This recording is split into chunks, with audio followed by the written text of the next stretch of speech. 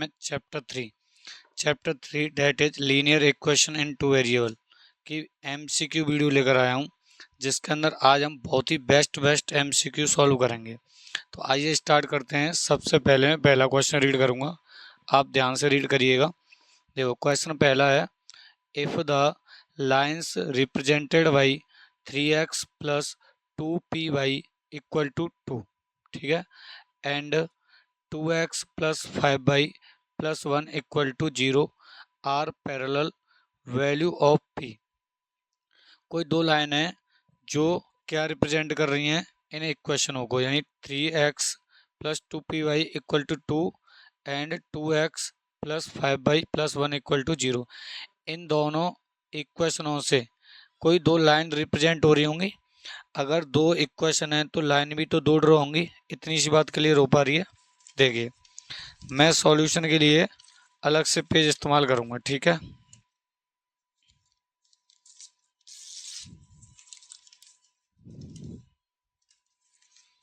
Solution के लिए अलग से पेज इस्तेमाल करूंगा, तो मैं यहाँ पर आपको सॉल्यूशन बताऊंगा इस पहले वाले क्वेश्चन का, ठीक है।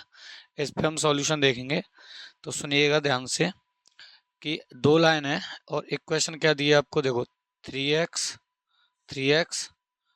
प्लस 2py इक्वल टू 2, और दूसरी इक्वेशन क्या है, दूसरी इक्वेशन है आपकी 2x plus 5y plus 1 equal to 0। ये दो इक्वेशन है और इनसे जो लाइन बन रही है पैरेलल बन रही है। तो p की वैल्यू पूछिए। देखो मैं आपको बता दूं, बड़े ध्यान से देखना। तीन कंडीशन होती हैं कि a1/a2 नॉट इक्वल हो b1/b2। इसे ध्यान से देख लेना, ये मैं कॉन्सेप्ट भी साथ के साथ बता रहा हूँ। अगर इसको ध्यान से देख लिया तो बहुत सारे एमसीक्यू आप आसानी से कर पाओगे, ठीक है। बहुत इजी हो जाएगा आपके लिए एमसीक्यू करना, क्योंकि आगे भी बहुत सारे क्वेश्चन मिलेंगे इसी पे बेस्ड। तो a1/a2 नॉट इक्वल होता है b1/b2। ऐसी उम्मीद करता हूँ कि आपने पूरा सिलेबस कर लिया है, पूरा कॉन्सेप्ट आपका क्लियर है, उसके बाद आप एमसीक्यू करने बैठे हैं। अगर आपने सिलेबस पूरा नहीं किया है तो सबसे पहले आप अपना सिलेबस पूरा करें, उसके बाद ये वीडियो आपके लिए बेनिफिशियल होगी। फिर भी मैं आपको थोड़ा सा कॉन्सेप्ट बता रहा हूँ कि a1/a2 नॉट इक्वल हो b1/b2 के, तो ऐसे केस में यूनिक सॉल्यूशन आता है, यानी सिर्फ एक सॉल्यूशन मिलेगा दो इक्वेशनों का। और ग्राफ की बात करें तो लाइन जो बनेंगी इंटरसेक्टिंग लाइन बनेंगी। ये थोड़ा सा कॉन्सेप्ट है जो आपको आना चाहिए, ठीक है। दूसरी कंडीशन ये है कि a1/a2 बराबर है b1/b2 और बराबर है c1/c2। इस केस में बहुत सारे सॉल्यूशन होंगे, यानी मैनी सॉल्यूशन आएंगे, इनफाइनाइटली मैनी सॉल्यूशन आएंगे। और जो लाइंस होंगी वो कोइंसिडेंट लाइन होंगी, यानी एक दूसरे के जस्ट ऊपर होंगी, कोइंसिडेंट लाइन होंगी। एंड थर्ड वन इज, तीसरा जो कॉन्सेप्ट है, तीसरा जो पॉइंट है इस कॉन्सेप्ट का, कि अगर a1/a2 इक्वल है b1/b2 के लेकिन नॉट इक्वल है c1/c2 के, ऐसे केस में कोई भी सॉल्यूशन नहीं आ पाता है उन इक्वेशनों का। यानी हम ये कह देंगे कि लाइन पैरेलल होंगी, ठीक है। Is that clear? इतनी सी बात क्लियर हो गई है। और देखो यहाँ लाइन कैसी है, लाइन यहाँ पर कैसी है, पैरेलल लाइंस के बारे में बात कर रहा है। कैसी लाइन के बारे में बात कर रहा है वो, पैरेलल लाइंस के बारे में बात कर रहा है। यानी हमें ये तीसरी वाली कंडीशन लगानी है, ठीक है। कौन सी कंडीशन लगानी है, तीसरी वाली। यानी कि देखो इक्वेशन ये थी a1/a2, a1 होगा x का कोएफिशिएंट है 3, a2 क्या है इस वाली x का, इस वाली x का कोएफिशिएंट है 2, बराबर b1 क्या है 2p। अब आपको a1 a2 b1 b2 c1 c2 ये करना आता होगा। और इधर अपॉन b2 क्या है, b2 आपको दिखाई दे रहा होगा इस वाली इक्वेशन में b2 क्या है 5 है, ठीक है 5 है। और c1 c2 नॉट इक्वल होता है तो उसकी की जरूरत ही नहीं है। यहाँ क्रॉस मल्टीप्लाई करोगे 2p का मल्टीप्लाई 2 से होगा तो 4p, 5 का मल्टीप्लाई 3 से होगा तो 15, और यहाँ से p की वैल्यू निकालोगे तो 15/4 आ जाएगी। कितनी आ जाएगी, 15/4 आ जाएगी, ठीक है। इतनी सी बात क्लियर हो गई है, 15/4। अब इसमें देख लो ऑप्शन कौन सा है 15/4 वाला, इसमें ऑप्शन देख लो 15/4 वाला कौन सा है, ऑप्शन ए ही है 15/4 वाला। तो ऑप्शन ए बिल्कुल करेक्ट होगा। आइए क्वेश्चन 2 देखते हैं। देखिए the solution of a pair of linear equations x plus 2y plus 5 equal to 0 and minus 3x minus 6y plus 1 equal to 0 has. और नीचे ऑप्शन दे रखे हैं आपको, a unique solution, exactly two solution, infinite many solution and none of these. None of these का मतलब होता है इनमें से कोई नहीं। यानी दो इक्वेशन दे रखी हैं, इन दोनों इक्वेशनों का जो सॉल्यूशन होगा वो यूनिक सॉल्यूशन होगा, या टू सॉल्यूशन होंगे, या मैनी सॉल्यूशन होंगे, या इनमें से कोई नहीं। ये ऑप्शन है आपके। मैंने जस्ट अभी आपको क्या बताया था कि नो सॉल्यूशन, नो सॉल्यूशन वाला केस क्या है, ये अभी आपने देखा था। नो सॉल्यूशन वाला केस कि अगर A1 A2 नॉट इक्वल हो B1 B2 के, सॉरी A1 A2 इक्वल हो B1 B2 के, नॉट इक्वल हो C1 अपॉन C2 के, ऐसे केस में कोई भी दो इक्वेशन की जो लाइन होगी वो पैरेलल होगी और उन दोनों इक्वेशनों का कोई सॉल्यूशन नहीं होगा। ठीक है, तो यहाँ देख लेते हैं कि इन दोनों इक्वेशनों का क्या होगा। इन तीनों कंडीशनों को लगा के देखेंगे। मैं इधर पीछे लगा के दिखा देता हूँ। अगर तीनों में से जो इक्वेशन, जो वाली कंडीशन आएगी उस हिसाब से हमारा आंसर आ जाएगा। ठीक है, तो इक्वेशन क्या है देखो, शायद आपको दिखाई दे रहा हो। इक्वेशन है x plus 2y plus 5 equal to 0। ठीक है, और दूसरी इक्वेशन क्या है, दूसरी है minus 3x minus 6y plus 1 equal to 0। अब a1 क्या है 1 अपॉन a2 क्या है माइनस 3, b1 क्या है 2, b2 क्या है माइनस 6, c1 क्या है 5 और c2 क्या है 1। अब देखो जरा, इसे अगर काटूंगा तो माइनस के 1/3 हो जाएगा, यानी माइनस के 1/3 इक्वल है माइनस के 1/3, पर नॉट इक्वल है ये 5/1 के। 5/1 के बराबर नहीं है, तो ये कौन सी कंडीशन थी, C1 C2 नॉट इक्वल आ रहा है, ये थी तीसरी वाली कंडीशन, यानी नो सॉल्यूशन। और नो सॉल्यूशन किस में आते हैं, पैरेलल लाइन में। तो इसमें है क्या कोई, इसमें कोई नहीं है, तो नन ऑफ दीज पे जाओगे फिर तुम। ठीक है, क्या मैं सही हूँ। ठीक है, तो नन ऑफ दीज पे जाओगे। ऑप्शन आना था नो सॉल्यूशन, यानी कोई भी सॉल्यूशन नहीं है, तो ऑप्शन डी पे जाओगे आप। Option D will be the right answer. Option D आपका करेक्ट होगा अगर इस ऑप्शन में नहीं है तो। ठीक है, आइए क्वेश्चन 30 की तरफ चलते हैं और पढ़ते हैं अच्छे तरीके से। देखो, आप देख पा रहे होंगे, तो सबसे पहले आप क्वेश्चन को रीड करिएगा। There will be no solution of the equation 2x plus ay equal to 1 and 3x minus 5y equal to 7 if the value of A की वैल्यू पूछी है, और इन दोनों इक्वेशन का जो सॉल्यूशन है नो सॉल्यूशन है, यानी ये वाली कंडीशन लगेगी, तीसरी वाली। तीसरी वाली कंडीशन देख पा रहे होंगे आप, A1/A2 नॉट इक्वल है B1, अरे क्या बोलता हूँ मैं, A1/A2 इक्वल है B1/B2 के, नॉट इक्वल है C1/C2 के। ये वाली कंडीशन लगेगी इसमें। आइए मैं यहाँ करके दिखा देता हूँ थोड़ा, एक सेकंड। देखो मैं इस पे करके दिखा देता हूँ तुम्हें। तीसरा वाला क्वेश्चन आपको अच्छे से नजर आ रहा होगा। तो देखो, दो इक्वेशन थी 2x plus ay equal to 1 और दूसरी थी 3x minus 5y equal to 7। ठीक है, कंडीशन क्या है कि इसका कोई सॉल्यूशन नहीं है। जब इसका कोई सॉल्यूशन नहीं है तो इसका मतलब A1/A2 बराबर होगा B1/B2 के, और नॉट इक्वल होगा C1/C2 के। ये वाली कंडीशन लगेगी। A1 क्या है 2, A2 क्या है 3, इक्वल B1 क्या है, B1 है आपका A, और B2 क्या है, B2 है -5। तो ए की वैल्यू पूछिए, तो ये वाली C1 C2 लगाने की जरूरत ही नहीं है। यहाँ से क्रॉस मल्टीप्लाई करो तो 3a बराबर 5 2 10 माइनस के 10, तो a बराबर -10/3। a बराबर क्या हो जाएगा, -10/3। अब देखो 10/3 कौन से ऑप्शन में। अब आपको ये देखना है कि 10/3 कौन से ऑप्शन में। अब आप देख पा रहे होंगे कि, और वो भी माइनस का चाहिए, वो भी आपको माइनस का चाहिए, तो माइनस के 10/3, option C will be right answer. Option C will be right answer. Question 4 पे चलते हैं। In the system of equations x/a बराबर है y/b के। ठीक है, and ax plus B Y equal है a² प्लस b² के। Then the value of y will be, y की वैल्यू पूछी है, ध्यान दीजिएगा, वाई की वैल्यू पूछी है आपसे, और दो इक्वेशन दे रखी हैं आपको, एक दी है एक्स अपॉन ए बराबर वाई अपॉन बी, एक तो ये वाली इक्वेशन है, ठीक है।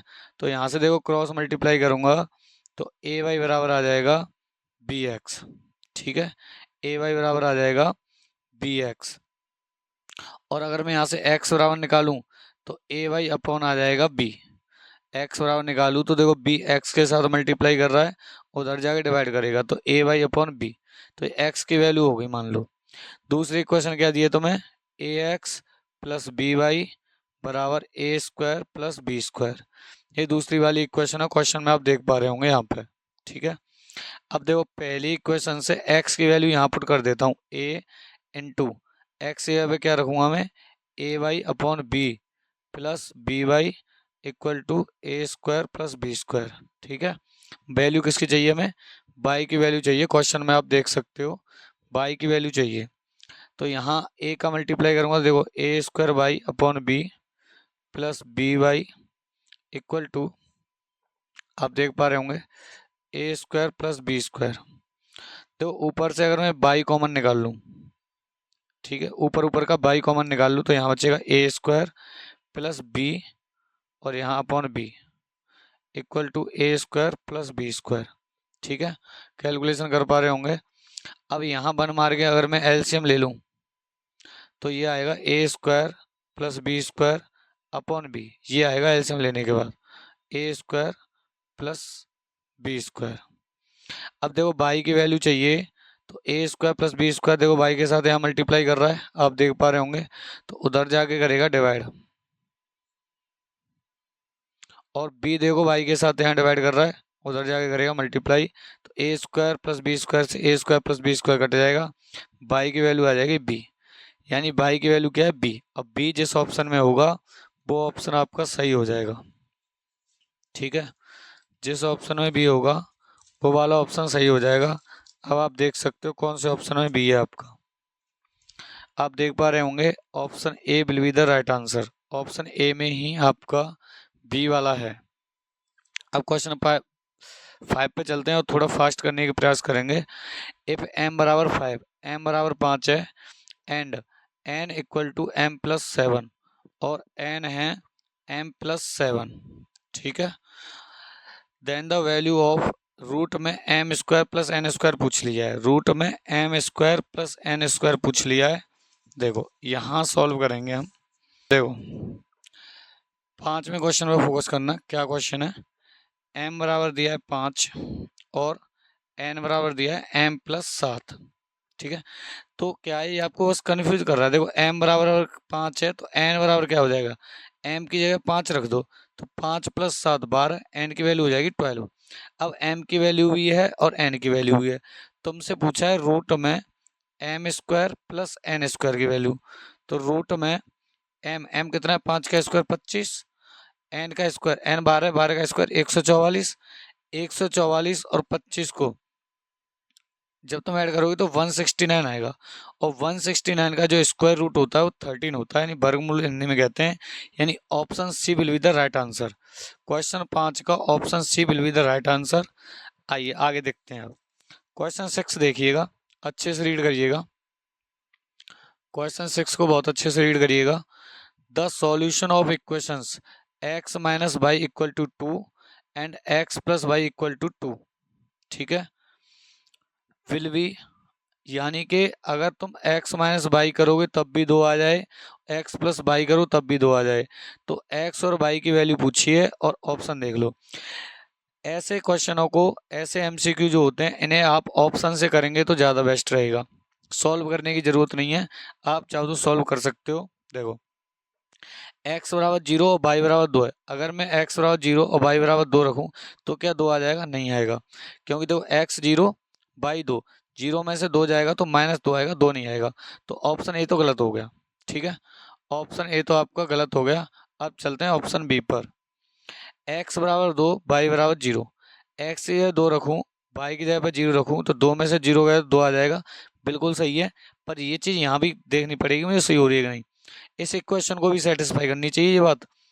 x बराबर 2 और y बराबर 0, तो 2 + 0 2 होता है, बिल्कुल सही, यानी option B will be the right answer.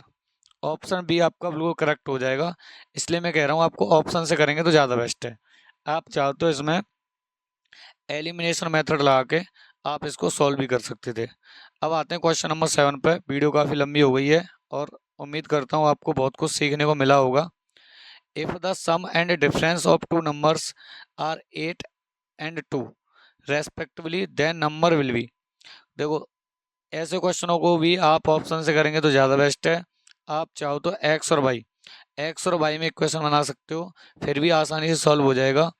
देखो, सम कितना दिया 8 और डिफरेंस कितना दिया है 2।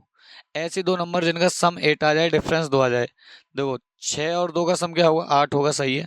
लेकिन 6 और 2 का डिफरेंस कितना होगा, 4। डिफरेंस चाहिए 2, तो ऑप्शन ए तो गलत हो गया। ऑप्शन ए तो आपका गलत हो गया। 5 और 3 का सम 8 होता है, 5 और 3 का डिफरेंस 2 होता है, ऑप्शन बी सही होगा। आगे भी चेक कर लेते हैं। 7 और 1 का सम जो होगा 8 होगा, लेकिन डिफरेंस डिफरेंस 6 होगा, डिफरेंस 2 चाहिए, तो ये गलत है। 1 और 2 का सम 3 होगा, ये गलत है क्योंकि सम तो 8 चाहिए था। Option B will be right answer. ठीक है, लास्ट क्वेश्चन है इस वीडियो का, ध्यान से देखिएगा। ऐसे क्वेश्चन भी मोस्ट ऑफ द चांस पूछे जा सकते हैं आपसे। The following pair of linear equations consistent.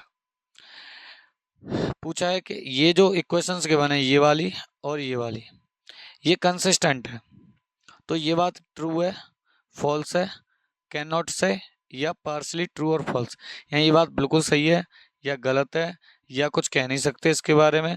Partially true और फॉल्स का मतलब होता है कि सही भी हो सकती है और गलत भी हो सकती है।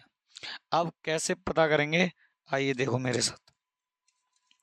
देखो, दो इक्वेशन है, -3x -4y = वार, और दूसरी इक्वेशन है 4y +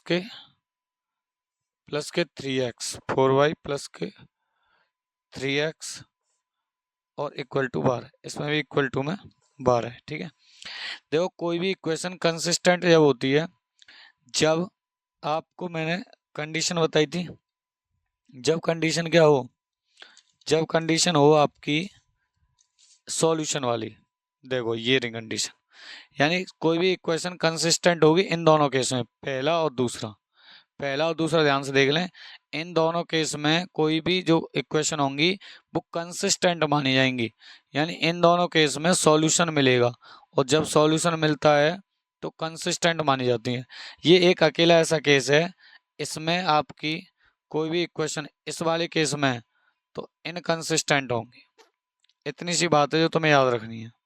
ठीक है, आइए अब देखते हैं।